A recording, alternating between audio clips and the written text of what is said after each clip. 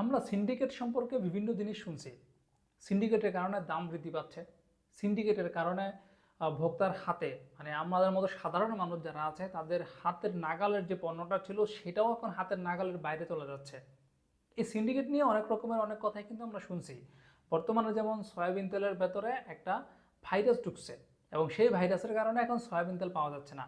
আবার কিছু কিছু জায়গায় যদিও পাওয়া যাচ্ছে বেশি দামে, অথবা সয়াবিন তেলের সাথে চাল ডাল আটা চিনি ইত্যাদি ইত্যাদি কিনুন লাগতেছে। কিন্তু এই সিন্ডিকেটের পেছনে আরেকটা গল্প আছে, যেটা এবার বিবিসি বাংলার একটা প্রতিবেদনে প্রকাশ করছে। এবং সেই গল্পটা হচ্ছে শুধু দেশের ভেতরে নয়, এই সিন্ডিকেটের কারণে আমাদের দেশ কিন্তু রাজস্ব হারাচ্ছে। 2023-24 অর্থ বছরের কথা বলা হয়েছে প্রতিবেদনে, এবং সেখানে দেখা যাচ্ছে 2023-24 অর্থ বছরে 17 লাখ মার্কিন ডলারের আলু বাংলাদেশ আমদানি করছে।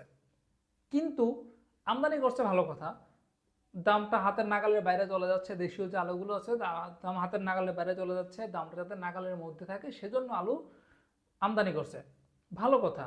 কিন্তু সমস্যাটা লাগছে অন্য জায়গায়। 2023-24 অর্থ বছরে 17 লাখ মার্কিন ডলারের আলু আমদানি করছে, অথচ 2023 সালের আগে বাংলাদেশ তাদের ইতিহাসে কখনোই আলু আমদানি করে নাই। চিন্তা করেন, 2023 সালের আগে বাংলাদেশ আলু আমদানি করে নাই। তার মানে কি দাঁড়াচ্ছে, দেশের ভেতরে যে আলু উৎপাদন হচ্ছে ওইটা দিয়ে কিন্তু দেশের মানুষ আরামসে চলতে পারতেছে। ইভেন ওই সময়টাতে বাংলাদেশ আলু রপ্তানি করত। তাহলে 2023 সালে কি এমন ঘটনা ঘটলো যে একেবারে আলু আমদানি করতে হয়েছে? 2023 সালের অর্থ বছরে আমাদের বাংলাদেশে যে হিসাব নিকাশ আছে ওইসব হিসাব নিকাশ থেকে দেখা যাচ্ছে বাংলাদেশের গড়ে, মানে বাংলাদেশে যত মানুষ রয়েছে সে গড়ে আপনার 80 লক্ষ মেট্রিক টন আলু মানে 80 লক্ষ মেট্রিক টন আলুর চাহিদা বাংলাদেশে, 80 লাখ মেট্রিক টন আলুর চাহিদা বাংলাদেশে। সেই জায়গাতে আপনার ওই বছরে মানে 2023-24 যে অর্থ বছরটাতে, এই সময়টাতে বাংলাদেশে আলু উৎপাদন হয়েছে 100 লাখ, মানে 1 কোটির উপরে, 1,06,00,000, 1,06,00,000 মেট্রিক টন। আপনার যে হিসাব, ওই হিসাবের থেকেই তো আপনার 20 লাখ 26 লাখ মেট্রিক টন আলু বেশি উৎপাদন হয়েছে।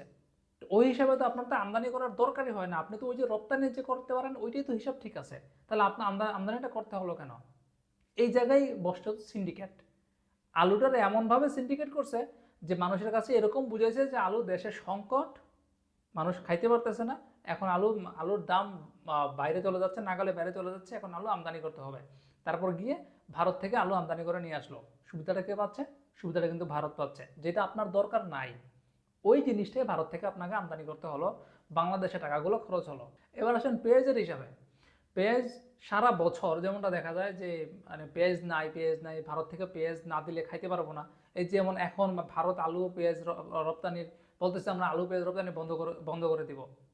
যদি আপনি 2023-24 অর্থ বছরের দিকে তাকান, সেখানে দেখা যাচ্ছে বাংলাদেশে 38 লাখ মেট্রিক টন পেঁয়াজ উৎপাদন হয়েছে, অথচ বাংলাদেশে গড়ে আপনার সারা বছরে পেঁয়াজ দরকার হয় 27 থেকে 28 লাখ মেট্রিক টন। তাহলে আরও তো 10 লাখ মেট্রিক টন আলু পেঁয়াজ বাংলাদেশে আমাদের উৎপাদন যে হয়েছে ওইখানে অবশিষ্ট থাকতেছে।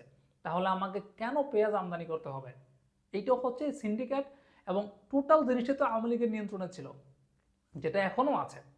এখন আপনি দেখেন এই সিন্ডিকেটের কারণে কিন্তু আমাদের উপর এত এত এত বোঝা, দাম এত হাতের নাগালের বাইরে চলে যাচ্ছে, ইত্যাদি ইত্যাদি ইত্যাদি বিভিন্ন রকমের ইত্যাদি। তো এই মুহূর্তে বর্তমানে যে আওয়ামী লীগ সরকারের পতন হয়েছে, এখন ডক্টর ইউনূসের সরকার, এখনও কিন্তু সেই সিন্ডিকেটের ভেতরে আমরা বসবাস করতেছি। এখনও সেই সিন্ডিকেটের কারণে কিন্তু সমস্ত কিছুর দাম আমাদের হাতের নাগালের বাইরে চলে যাচ্ছে। সেই সিন্ডিকেট, তো সিন্ডিকেটটা যদি আপনি ভাঙতে না পারেন তাহলে আপনি কি জন্য ক্ষমতার মধ্যে বসছেন? প্রশ্ন তো এটাই। সাধারণ মানুষ তো আওয়ামী লীগ বিএনপি বা ডক্টর ইউনূস এসব তো সাধারণ মানুষের দেখার বিষয় না। সাধারণ মানুষের দেখার বিষয় হচ্ছে যাতে জিনিসপত্র নিজেদের নাগালের মধ্যে থাকে। আপনি যদি সিন্ডিকেট ভাঙতে না পারেন তাহলে তো আপনার নাগালের মধ্যে আসবে না। তো সিন্ডিকেটটা যদি আপনি ভাঙতে না পারেন, আপনি কি জন্য বসছেন আর এতদিন ধরে আপনি কি করতেছেন? প্রশ্ন কিন্তু এখন ওইটাই উঠে আসতেছে।